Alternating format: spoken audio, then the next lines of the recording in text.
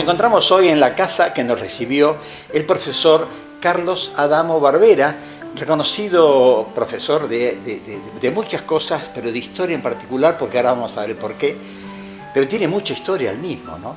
Y de por sí nos va a contar sintéticamente qué pasó en su vida, qué es lo que recuerda, y agradecerle por permitirnos estar acá, Carlos Barbera. Desde ya agradecido soy yo contar con su visita, que además que conozco su familia de hace muchísimos años. Es verdad, también. es verdad, es cierto.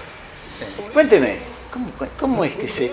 Porque el otro día, estando en la Plaza San Martín, que usted habló sobre las Malvinas, con tantas ganas, con tanto énfasis, con tanta cosa de contarnos en apenas 8 minutos, que es lo que se vio, hemos logrado saber muchas cosas. ¿Por qué sabe tanto? Cuénteme, así sintéticamente, su historia, rapidita. Sí, primero que Malvinas es el evento más importante de la República Argentina en el siglo XX. Eso es descartado desde ya, ¿no? Es un sentimiento que ya abarca casi Sudamérica sobre Malvinas. Pero al margen de eso, yo no nací historiador, yo nací músico. Ah, pa. Yo a los 3 años mi padre me inició en la música. Y el primer título de profesor fue en el Conservatorio Nacional Carlos López Buchardo, como profesor nacional de música. Y estuve con un historiador, un psicólogo, Carlos Vega, en el estudio de las danzas folclóricas argentinas, allá por los años 41. Pero eso es otra historia.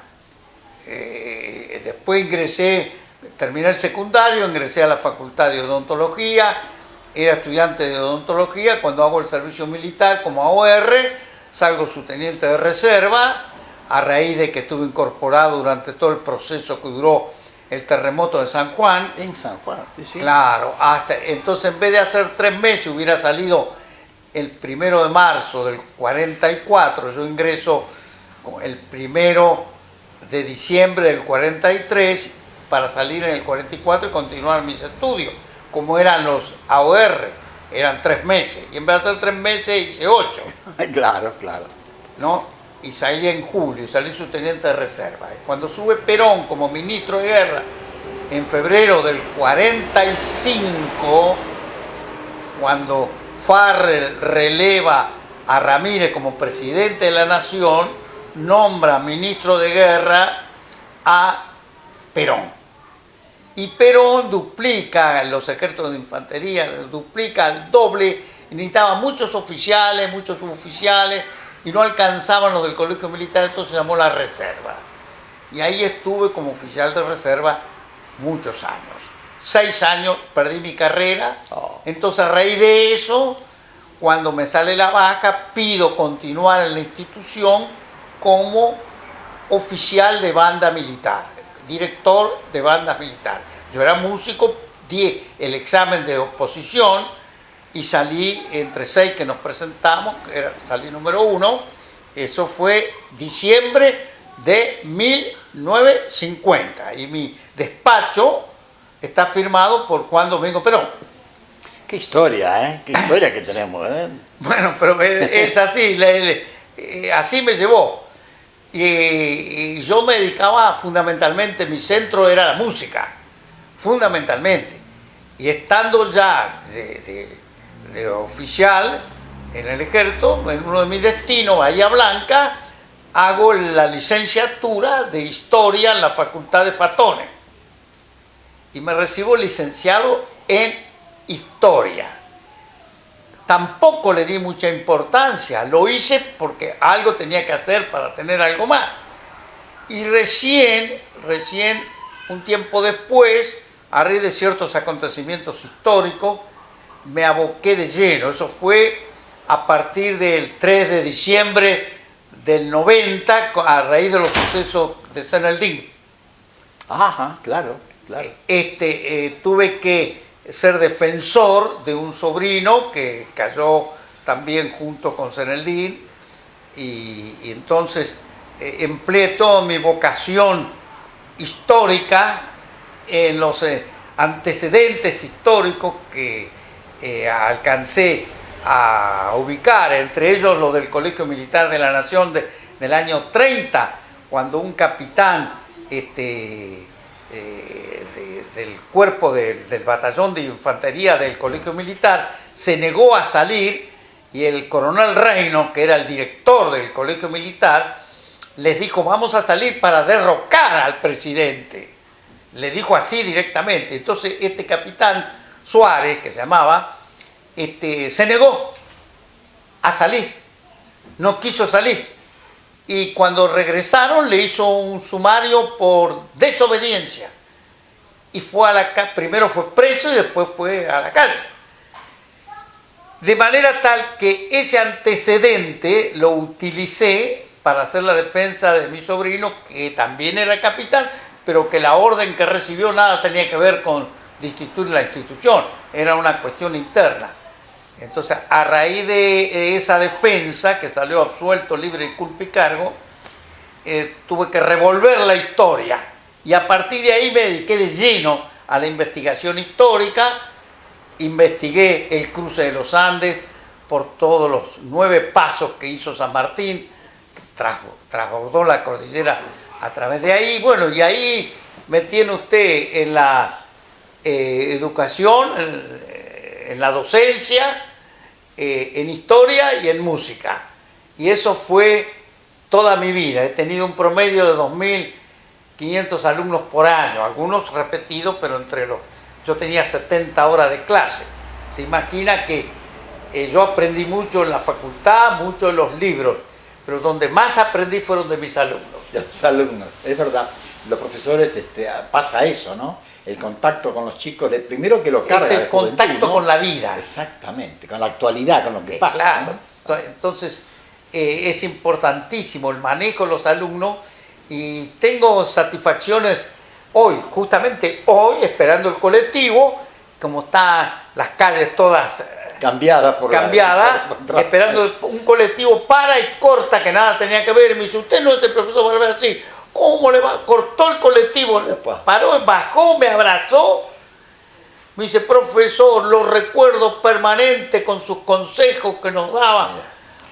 Es el mejor premio que uno puede recibir. Bueno, usted se imagina, ante toda la gente que estaba ahí, nadie dijo nada ni protestó. Claro. Me tomó la dirección porque me quiere venir a visitar.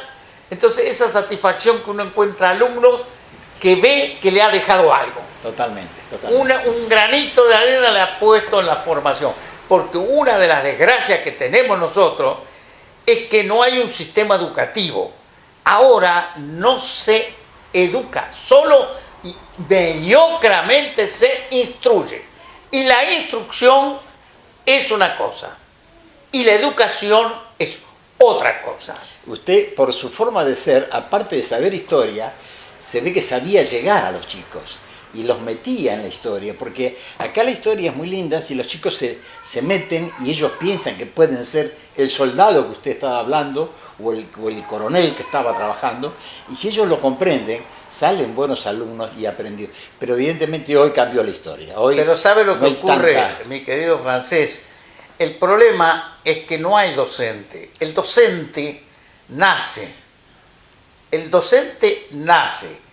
Luego, con la instrucción, adquiere ciertos conocimientos técnicos. Pero el docente, como el músico, nace.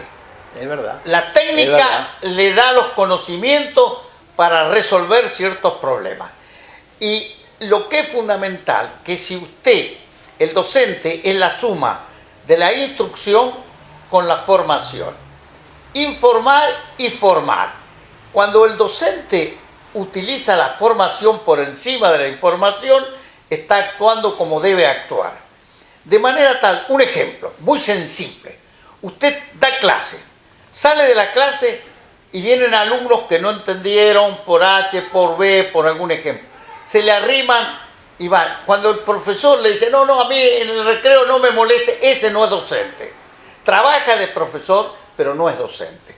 Usted va con los alumnos, yo los recreos, perdía el recreo conversando con los alumnos, explicándole, a veces que no eran de mi curso, explicándole tareas ajenas, tanto de música, de matemáticas, de historia, porque yo daba las 3 materias. era importantísimo dedicarle eso, porque esa dedicación, aunque el alumno aprenda poco y nada, pero ese dar que usted le da como ejemplo, le sirve para toda la vida al alumno. No, y el alumno que aún en recreo le pregunta es porque tenía ganas de saber. Tiene interés. Y si usted le corta eso, es como si cortara el brote Exacto. una semilla. Es bueno que muchos maestros que nos están viendo ahora estén escuchando esto, cómo se es docente realmente, ¿no? Claro, porque instruir, quiero que esto quede claro, instruir es un proceso científico que consiste en tomar los conocimientos estáticos en la cultura y dinamizarlo en el intelecto del alumno a través de la didáctica. Ese es un proceso técnico que todo aquel que estudia lo aprende. Pero educar es otra cosa. Educar ya no es científico, educar es un arte. Educar se hace con el ejemplo. Educar consiste en volcar la voluntad del educando hacia el bien común. ¿Cómo se hace eso? Con la constancia, con el ejemplo, induciendo valores, fundamentalmente valores, porque la educación no tiene contenido. Cuando alguien habla de educación y dice los contenidos, ese no entiende lo que es educación. Contenido tiene la instrucción, la educación tiene valores. La suma es el sistema pedagógico, que es información más formación. Usted viéndolo de este lado, ¿cómo ve hoy la docencia argentina? Un desastre a la enésima. Más aún, fíjese que hablan de educación y ponen jardín de infantes de 3 años. Quitar a la criatura de la madre antes de los 8 años va contra el sistema educativo, contra un buen sistema educativo. Pero de Platón, ya Platón lo decía, el chico tiene que estar con la madre hasta los 8 años, porque necesita cada 2 horas de su madre. Un desarraigo, claro. Un desarraigo profundo en la criatura. Salvo que haya excepciones, una excepción, pero no tomarlo como norma. Eso, los jardines van contra un buen sistema educativo. Mira, acá el primer sistema educativo que se implantó, lo implantó Rosas. Utilizó a un doctor Segurola, un gran pedagogo, que dice que la educación no solo debe perfeccionar la razón, sino garantizar el orden social, político y religioso. La ley 1420 del primer Congreso Pedagógico, y para muchos docentes que han olvidado todo eso, les recuerdo que el primer Congreso Pedagógico se establece con el gobierno de Roca, se produce en 1882 y se lleva a cabo en 1884, la ley 1420. Esa ley no era una ley muy educativa, pero sí tenía cosas formativas, el uso del guardapolvo blanco, por ejemplo, ¿no? El monitor en el aula, todas esas normas, las normas de higiene que había, un boletín de higiene, todo eso hacia la formación, el respeto a la maestra. Un gran historiador, docente, pedagogo, muy importante, Ricardo Levene, ¿no? ¿Quién no conoce a Ricardo Levene o Mañaco? Levene escribió un libro aprobado por el Ministerio de Instrucción Pública, porque así se llamaba el Ministerio de Instrucción Pública. Ese libro fue aprobado como libro de lectura para 4º, 5º y 6º grado de la escuela primaria. Yo tengo un ejemplar, si usted quiere vamos a verlo. Y en el capítulo 18 dice textualmente: la escuela educa e instruye. La separa bien clarito. Educa e instruye. pero la función fundamental de la escuela es educar. Si puede, también instruir.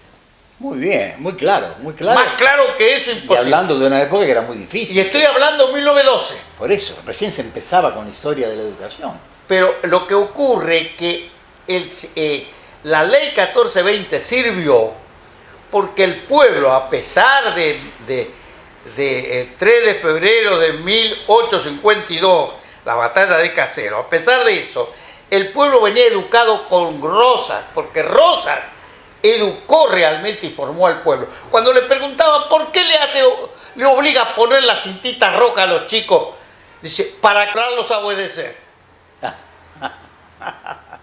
Sí, señor, porque la obediencia tiene que entrar. Disciplina. Claro, la disciplina no es firme descanso. La disciplina es una formación ética moral. La disciplina no es firme descanso. La disciplina tiene como eje el orden. Y el orden es el camino del éxito. El desorden, el del fracaso. La disciplina significa ética, moral, responsabilidad, orden. Todos esos valores que hacen al ser humano. Decía el León XIII en su encíclica número 17, Libertà, decía, el patriotismo es un deber natural del hombre.